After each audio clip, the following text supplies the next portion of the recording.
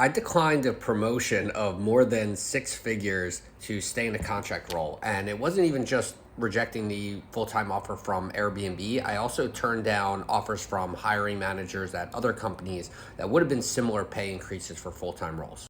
So the big thing was I felt like I was having a once in a lifetime experience getting to travel the world, especially so far overseas in Asia and getting paid like in US dollars, still at a pretty high salary and getting to feel like I could do anything I wanted over there.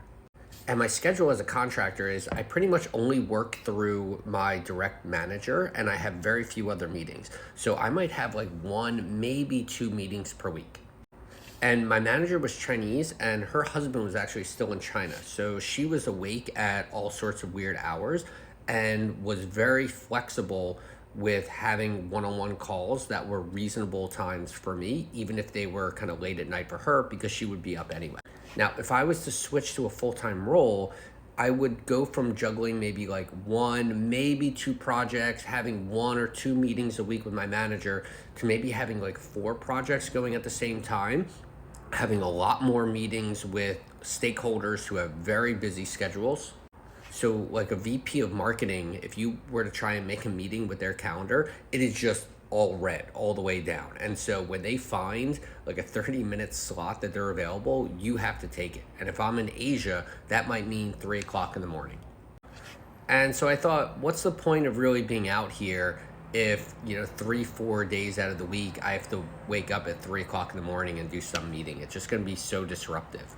And one of the other things that helped is I didn't really need the money. So I've saved and invested a lot over the last 10 years, sort of post PhD.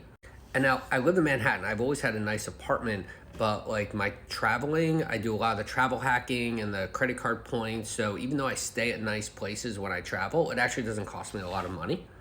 And my main hobby when I'm in the cities is like partner dancing. And so I'll have a great night out. I go to a $10 salsa bachata dance social rather than say spending $200 going out to the bar or out to restaurants.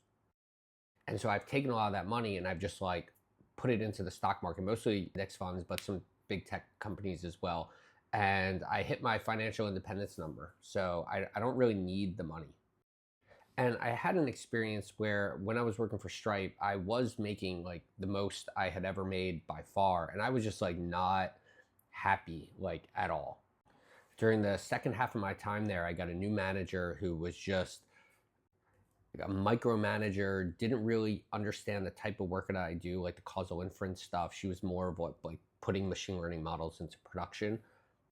And it caused so much stress. And I had, for the first time in my life, didn't even use all my PTO because I just like constantly felt like I was under fire and on the clock. And I'm keeping my options open. I am still like regularly interviewing. I had Pinterest reach out to me.